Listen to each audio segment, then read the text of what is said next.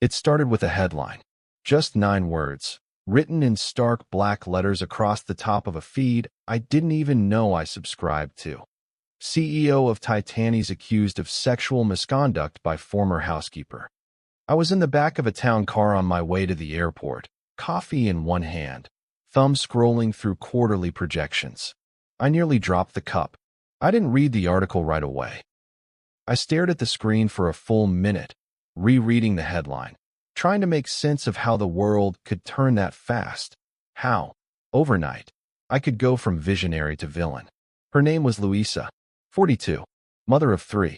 She'd worked in my home for 6 years. Quiet, reliable. She kept the pantry in alphabetical order. She labeled the chargers. She even remembered my fiancé's gluten allergy when I forgot. I trusted her. And now, she claimed I cornered her in the study. That I touched her shoulder, blocked the door, that I made her feel trapped and violated. She told her story with trembling hands and watery eyes to a national reporter who'd been circling the tech world for blood. She didn't sue. She didn't press charges. She did something worse. She went public, and the public didn't wait for proof. That evening, the board called an emergency session. My general counsel's face was pale when he joined the video call. They're asking you to step aside, Jason, temporarily, until this settles. Settles how? I asked. There's no investigation, no charge. It's one person's word. One person with a camera crew outside her apartment and a law firm known for flipping these stories into movements. I didn't yell. I didn't panic. I simply nodded. If they want silence, I'll give them silence. But not because I was guilty, because I knew something none of them did. Ever watched your reputation collapse in one day, without even being allowed to speak? Hit subscribe, because the people who buried me don't know I brought the shovel. My fiancée didn't call me. She texted, "Need space to process. Hope you understand." I understood. She wanted to stay pretty for the cameras, clean for her brand. We were 2 weeks from announcing our engagement to the public. I designed the ring myself, platinum, vintage cut, engraved. She left it on the dresser. That was the last I heard from her. Within 72 hours, I'd been removed from my own company. Statements were issued. PR firms spun phrases like regrettable circumstances and transition of leadership. Investors panicked.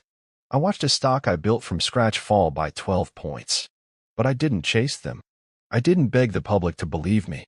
Because while everyone was shouting about truth, no one thought to ask, why now? Why her? Why me? The thing about billionaires, real billionaires, isn't that we're rich. It's that we plan. Always. When you've been threatened as many times as I have, by competitors, extortionists, even a desperate cousin who thought DNA was a shortcut to inheritance, you stop trusting faces. You start trusting patterns, silences, and technology, which is why, long before any accusation, I had every hallway, room, and exit of my personal residence under discreet surveillance. Not to watch others, to watch myself. I never touched Louisa. Never spoke to her in private. Never entered a room without a record. She didn't know that. She counted on the power of her story. I reviewed the footage that night from a secure drive.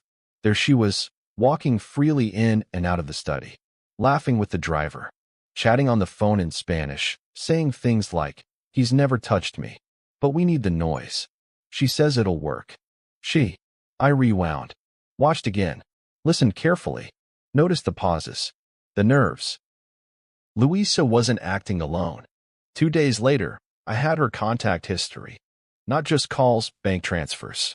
A private investigator I once hired for a corporate leak traced a $50,000 deposit into her sister's account from a firm that specializes in media-ready testimonies. The same firm representing a woman whose name made me stop breathing for 3 full seconds, Roxanne Thorne, my ex-fiancée. She hadn't ghosted me. She'd orchestrated the fall. Louisa wasn't the weapon. She was the fingerprint on the gun. I waited. Let the interviews roll. Let the headlines print. Let the outrage burn.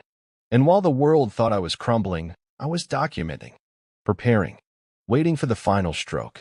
Not a press conference. Not a tweet. Something irrefutable. Evidence so devastating, it wouldn't just clear my name. It would ruin theirs. They thought I'd stay in the shadows. That I'd disappear quietly, nurse my wounds in some offshore villa, lick my losses, and watch the company I built get auctioned off in pieces. And for a while, I let them think that. The media moved on. Louisa booked a panel appearance. Roxanne launched a Women in Tech Foundation. They paraded on the credibility of my silence. But silence was never surrender. It was set up. 3 weeks after the final article faded, I filed a lawsuit. Not civil, not symbolic. Federal. Racketeering. Fraud. Malicious conspiracy to commit defamation with intent to extort. Plus wire fraud. Because that $50,000 payment? It crossed state lines. I filed under the radar, through a sealed motion with full digital evidence. The recordings, the surveillance footage, the banking trail, even an email Roxanne thought she deleted, a draft accidentally saved to cloud sync. Once he steps down, we can settle. No court, just a payout. Luis's story holds. He won't risk dragging it out. The arrogance of it. The assumption. I didn't go public. I went to the Department of Justice. And they responded. Quietly. Swiftly. By the time Roxanne got her first notice, federal agents had already frozen 2 of her accounts. Luis's legal team received subpoenas for electronic communication going back 5 years. Depositions were scheduled. Everything was about to change. Because they thought the story was over. I hadn't even opened the last chapter.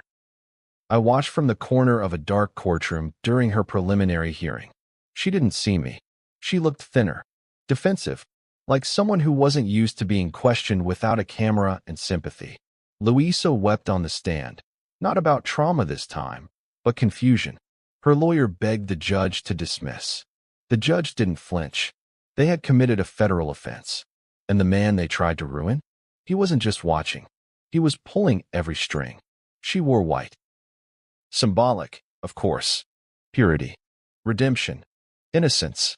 Roxanne always knew how to play a narrative. That day, she stood behind a podium draped in velvet, flanked by a row of legal counsel and whispering supporters, in front of half a dozen networks live streaming the feed. She looked mournful, poised, fragile. I believed her, she began. I supported a woman I trusted, and for that, I do not apologize. But I now recognize that perhaps not everything was as it seemed. A shift. Subtle. She wasn't walking back the accusation. She was reassigning blame. And behind her careful remorse, I could see it. Fear. The lawsuit had gained traction. The media buzz was returning, but not the way she expected. Now the headlines didn't read CEO accused. They asked, was it a setup? Did the housekeeper lie? Is the ex-fiancé complicit?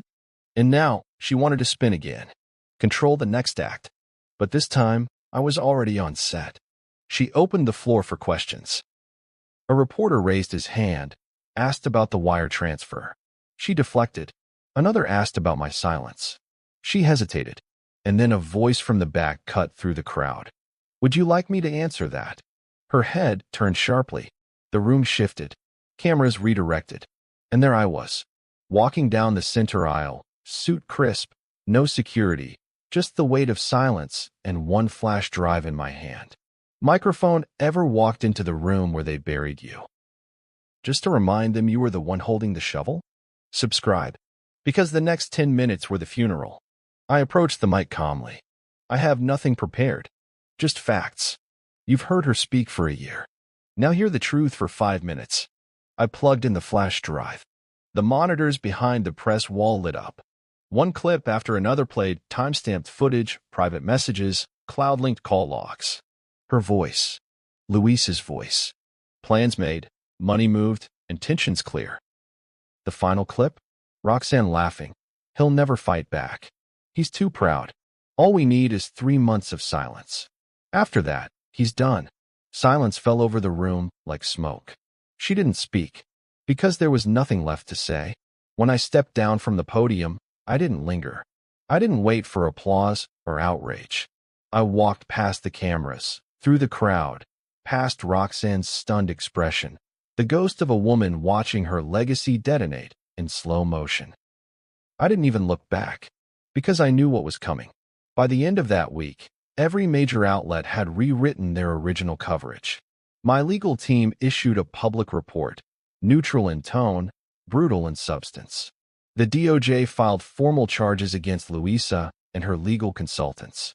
Roxanne's PR firm dropped her within hours. Her charity folded. Her social pages vanished. Her book deal evaporated. And as for me, I didn't return to Titani's. I left that seat behind. Not because I was ousted, but because I had already built its successor. Quietly, offshore, surrounded by people who didn't flinch at shadows. I'd outgrown their headlines. But I didn't forget, because they hadn't just accused me of a crime. They tried to redefine me, erase everything I built, replace my story with theirs, rewrite my name in scandal, and hope that time would bury the truth. But I didn't give them time. I gave them the truth. Publicly. Permanently.